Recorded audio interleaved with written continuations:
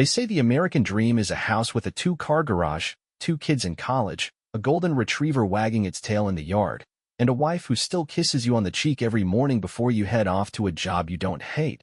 But that's not how it felt for me. What we had was less a dream and more of a well-rehearsed performance stitched together with routine, obligations, and enough emotional duct tape to hold a crumbling marriage in place. My name's Jack Carter, and for 2 decades I convinced myself that loyalty, hard work, and quiet sacrifice were enough to keep a woman happy, especially a woman like Melissa, my wife, my best friend, my world for 20 years, until recently, when I realized that everything we had built was just the stage set for a betrayal I never saw coming. Melissa had always been beautiful, even in the simple way that doesn't beg for attention but still demands it when she walks into a room, natural, elegant, the kind of beauty that never needed makeup or filters to turn heads. But now, suddenly, she wouldn't leave the house without eyeliner and lip gloss, like she was auditioning for someone's approval that wasn't mine. She joined a gym out of nowhere, one of those sleek, college-town fitness centers surrounded by smoothie bars and 20-somethings who treat treadmills like dating apps. She started staying out later, claiming she was doing evening classes or Zumba marathons that somehow ended closer to midnight than they ever used to. And what really twisted the knife, more than the lipstick stains on her coffee cup or the sudden obsession with tight leggings, was the way she'd lie in bed next to me, giggling at her phone like a teenage girl getting messages she couldn't wait to read but didn't dare let me see. At first, I thought I was being paranoid, that maybe middle age was playing tricks on my brain and my wife was just trying to reclaim a little youth, some self-worth after the kids left for college and the house got too quiet. But there's a difference between self-improvement and secrecy, between wanting to feel alive and hiding a second life inside your gym bag. Something had shifted in her eyes, the way she looked past me instead of at me, the way her phone never left her hand, and how her password suddenly changed overnight like someone with something to protect. And deep down, where your gut whispers the truths your heart refuses to hear, I knew. I just didn't know how deep the lie went yet, or how far I'd have to fall before I could climb out of the wreckage with my dignity, and maybe even a little vengeance, intact.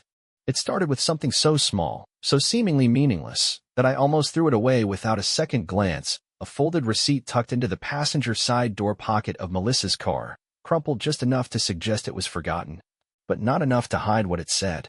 A smoothie bar 2 towns over. A place I'd never heard her mention, in a part of the city she had no reason to be in, especially not at 1:23 p.m. on a Thursday. I stood in the driveway with that little piece of thermal paper trembling in my hand like a detonator, my brain pinging between innocent explanations and worst-case scenarios so fast I felt nauseous. The date was from 3 days ago, while I was out at a client's job site fixing a busted HVAC unit in 90-degree heat. She was sipping protein shakes 20 miles away with someone she clearly didn't want me to know about. I didn't confront her right away. I played it cool, like any good idiot who still wants to believe in his marriage even when the math isn't adding up. That night, after dinner, I asked, casually, almost in passing, if she'd had lunch with anyone interesting earlier in the week. She barely looked up from her phone, smiled with just her lips, and said, "Oh, just Marlene from work." We grabbed a bite near the office. I nodded, pretending to buy it, pretending I hadn't already Googled the receipt and found out that Marlene's office was 27 minutes in the opposite direction. That lie didn't just land like a rock in my gut. It rattled something loose, something primal, a cold, burning resolve I hadn't felt in years. I kissed her goodnight like nothing was wrong, like I wasn't already planning what I'd do next. The following morning, before she left for her yoga class, I slipped outside while she was in the shower and installed a GPS tracker under her bumper, something I'd ordered off Amazon 6 months ago when our daughter was learning to drive, but never got around to using. I didn't feel guilty. I didn't feel anything, really, just cold, clear focus, the kind of clarity a man gets when he realizes the foundation he built his entire life on might be made of quicksand. As I stood there with morning dew soaking into my socks and a knot tightening in my chest, I knew this was no longer about suspicion. It was about confirmation. And if Melissa was going to lie to my face, then I needed the truth delivered in something she couldn't delete, couldn't spin, and couldn't gaslight away. I had no idea then just how deep her betrayal ran, but I knew, without a doubt, I had just taken the first step down a road that would end with everything burning. There's a strange kind of ache that lives in your chest when you're staring at proof your wife has been lying straight to your face, a dull and gnawing sort of pain that doesn't scream, it whispers, slowly and steadily. Like a leak under the floorboards you only hear once the whole damn thing collapses. It was a Thursday evening, around 7:45 p.m., and Melissa had texted me that she was staying late at the office to finish up quarterly reports. I remember the wording exactly because I reread that message about 50 times while staring at the GPS app on my phone, which showed her not at her downtown office building, not even close, but parked outside a campus recreation center, a student gym, the kind with neon lights, protein shake bars, and more selfies per hour than actual reps. At first, I told myself maybe she picked up a side gig, maybe she was training or shadowing or something harmless, but that weak hope disintegrated fast, under the weight of everything I already knew. I drove out there like a man-possessed, 15 miles of asphalt under moonlight and nothing but silence inside my truck, broken only by the sound of my heart thudding like a bass drum in a locked room. I pulled into the lot and spotted her car immediately, our silver Toyota, the same one we drove our kids to preschool in, now sitting quietly between two souped-up Hondas blasting music through cracked windows. The gym's floor-to-ceiling windows glowed with LED light, and behind the glass, I saw her. Melissa, my wife, in tight, black leggings and a crop top she never wore around me, tossing her head back laughing at something a young man said, a tall, tan, muscular guy who looked like he had protein powder instead of blood in his veins. They stood far too close. He touched her elbow. She leaned in. Her smile was wide, flirtatious, and painfully unfamiliar. She wasn't working late. She was rehearsing a lie in real time. I just sat there in the dark, gripping the steering wheel until my knuckles turned ghost white, watching the woman I'd built a life with melt under the gaze of a guy who probably still used his parents' Netflix account. That moment, that exact minute in that exact parking lot, was when everything shattered. Not because she cheated, not even because she lied. It was the ease with which she did it, the comfort, the casual nature of her betrayal. She looked young again, energized, like the last 20 years of our life together never happened. And me? I realized I'd become invisible. Just another worn-down husband traded in for a dopamine hit in a sleeveless shirt. But I wasn't going to scream. Not yet. I was going to outthink her. I was going to make sure when this blew up, and I'd be the one holding the matches. There's something indescribably surreal about watching your marriage unravel not in arguments or slammed doors, but through cold, silent data tucked away in cloud backups and hidden app folders behind passwords your wife thought you'd never guess. But she used our daughter's birthday, like she always did, and just like that, her world opened up in the palm of my hand. I had cloned Melissa's phone using a tool a buddy of mine in IT swore by, said it was discreet, secure, and borderline legal, depending on how you used it, and within minutes, her entire digital life was mirrored onto a burner device I kept hidden in my work truck. I thought I was prepared for what I'd find. I thought nothing could surprise me after what I saw through those gym windows. But what waited for me in those gigabytes of secrets made my chest feel like it had been caved in with a sledgehammer. The first thing that hit me was the folder marked MyFit Plans buried inside a hidden app vault. I cracked it open expecting meal prep PDFs or workout schedules. What I found instead were photos, explicit ones, dozens of them. Some of her alone in poses she never once shared with me in 2 decades of marriage, and others with him, the young trainer with the perfect teeth and permanent smirk, Kyle. Most were screenshots of Snapchat messages, obviously saved manually against her better judgment. Alongside them were chat logs, scroll after scroll of digital betrayal, messages with hearts and winks, and "I wish I could fall asleep next to you every night," typed in ways that made my stomach turn. But what twisted the knife deepest was how she described me to him. Jack is basically out of the picture now, emotionally gone. We're just roommates until I figure out the money stuff. The money stuff. That was when the pit in my gut opened wide enough to swallow everything I thought I knew about the woman I married. A separate email thread sealed it.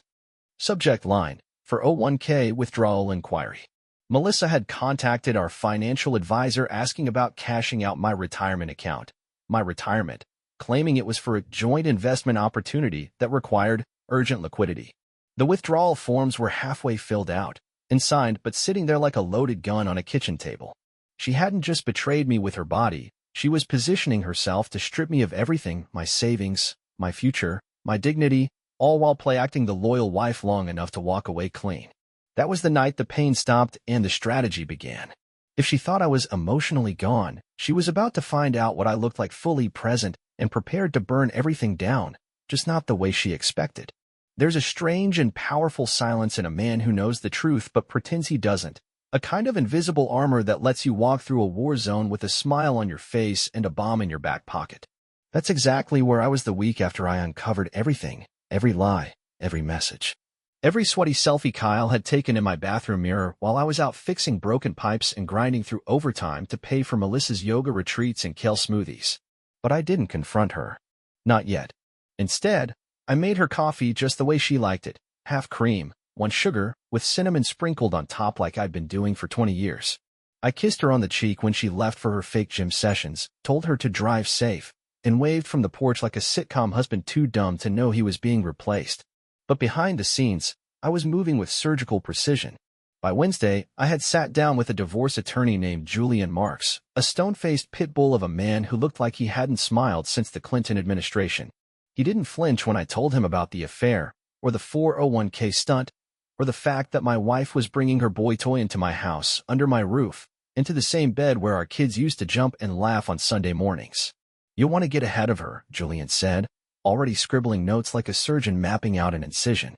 We froze joint accounts, redirected my paychecks into a private savings account, and filed a preliminary petition for divorce, sealed and ready, but timed to land at the exact moment I pulled the final trigger.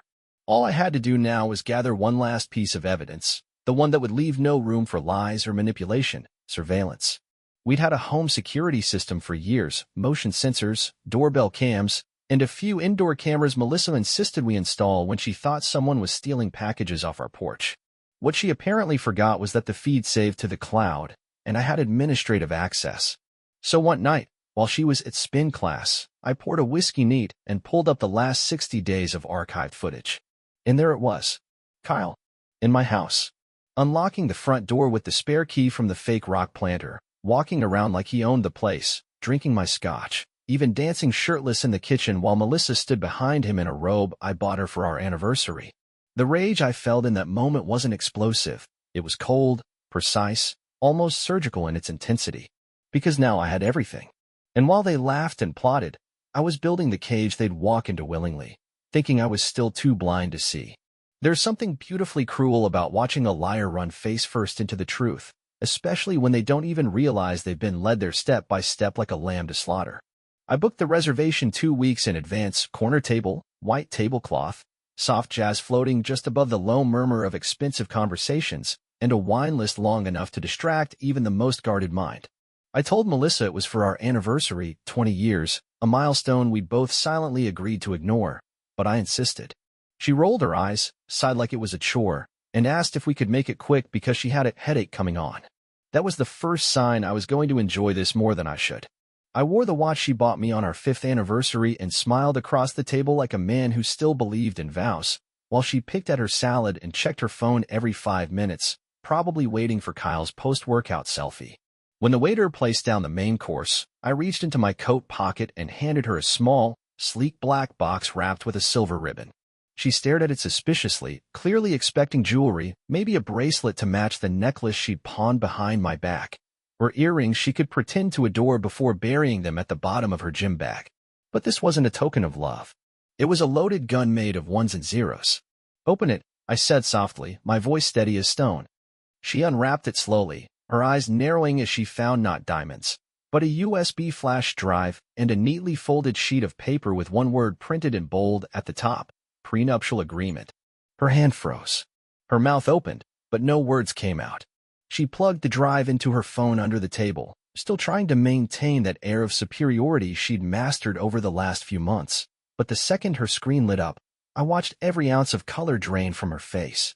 She scrolled with frantic fingers, eyes darting, breath catching as photo after photo rolled across the screen. Melissa in our bedroom wearing lingerie I'd never seen before, Kyle lounging on our couch drinking from my favorite whiskey tumbler. Even screenshots of her chats where she called me deadweight and promised to cash out before cutting loose. But what broke her wasn't the evidence. It was the realization, the dawning horror that everything she'd built her new fantasy around was crumbling beneath her manicured fingertips. She looked up at me, wide-eyed, speechless, like she'd just walked into her own funeral. I didn't raise my voice. I didn't gloat. I simply picked up my wine glass, raised it gently in her direction, and said, "Happy anniversary, sweetheart. Don't worry, your exit's already paid for. You just forgot who signed the check."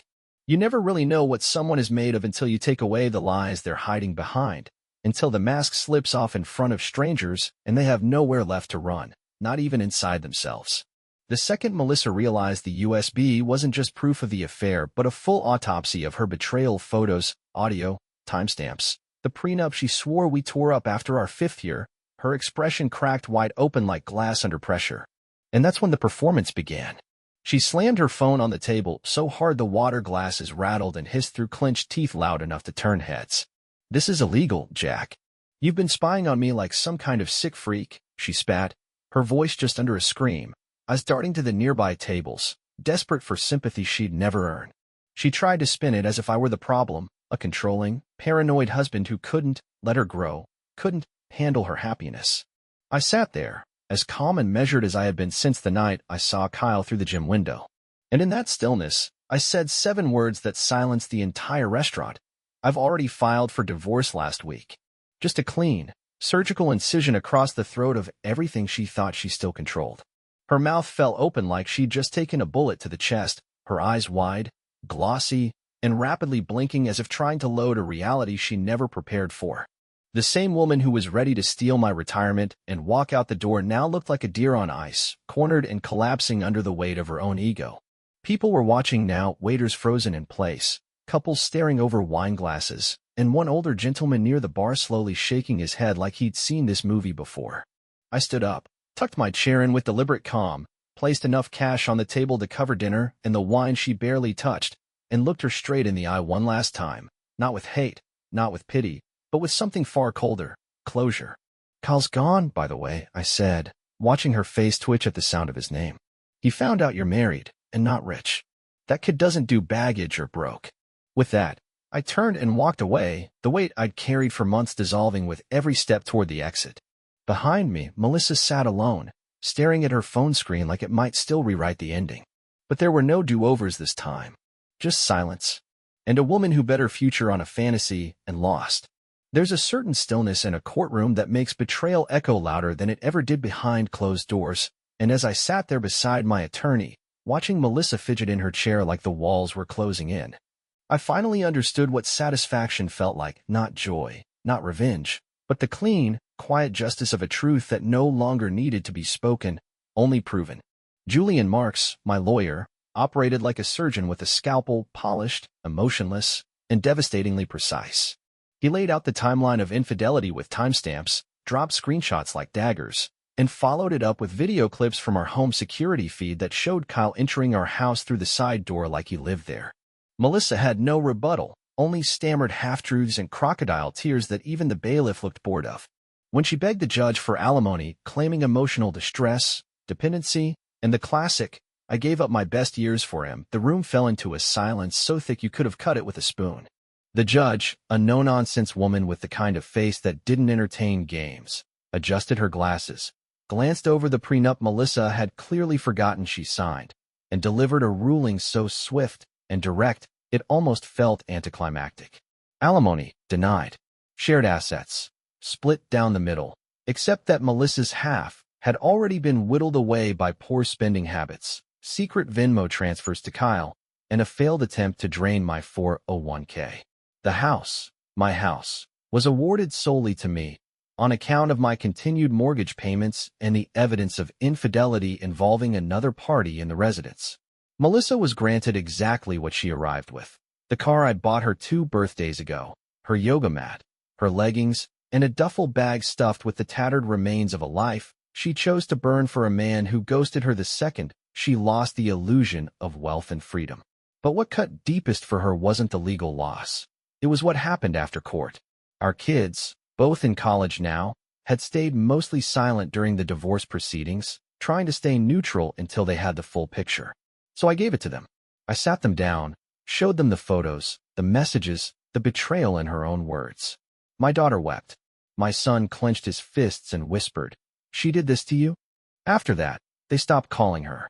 Melissa, stripped of her home, her dignity, and the fantasy she sacrificed our family for, moved in with her sister in a cramped apartment across town.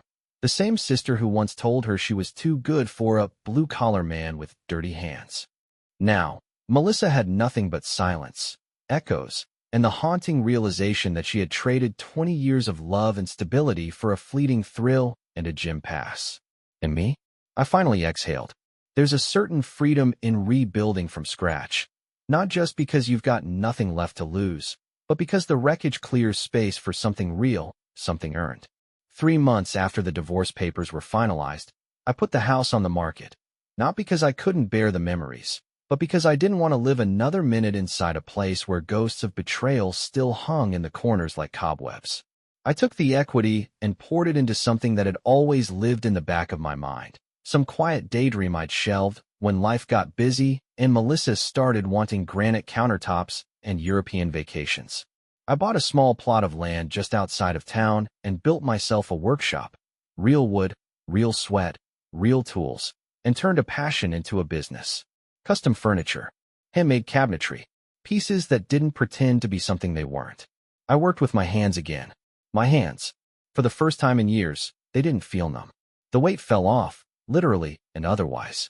20 pounds gone without trying. Just from cutting the stress and eating food I cooked myself instead of reheated leftovers left in the fridge by a woman too busy texting her trainer to sit down and share a meal. I found a '68 Chevy C10 sitting dusty in a neighbor's barn and spent weekends rebuilding it bolt by bolt, sanding out rust like I was sanding off everything she ever said to me that made me feel small. And somewhere between sawdust and socket wrenches, I reconnected with Claire, the one that got away back in high school, now a widow with a smile that didn't ask questions or need apologies. We met for coffee, then dinner, then long talks on her front porch that stretched into starlit silence. She wasn't flashy. She didn't wear fake lashes or talk in emojis. She laughed with her whole face. And she listened. Meanwhile, Melissa, who once smirked at the idea of manual labor and said she couldn't live without high thread count sheets, was now folding towels in the back room of a strip mall spa and posting fake positivity quotes on Facebook like they could cover up the cracks in her life. But cracks don't hide well when they're public. Her profile picture was a filtered selfie with her sister's dog. Her captions read like empty wine bottles and regret. And every so often, late at night, a comment would pop up under my photos, me smiling next to Claire or standing proud beside a table I'd built from reclaimed walnut. We could have fixed it. You didn't have to walk away. I missed the way you used to look at me. But I didn't respond, because I wasn't the same man who looked at her like she was everything. That man died the moment she handed his future to a boy in gym shorts and called it love.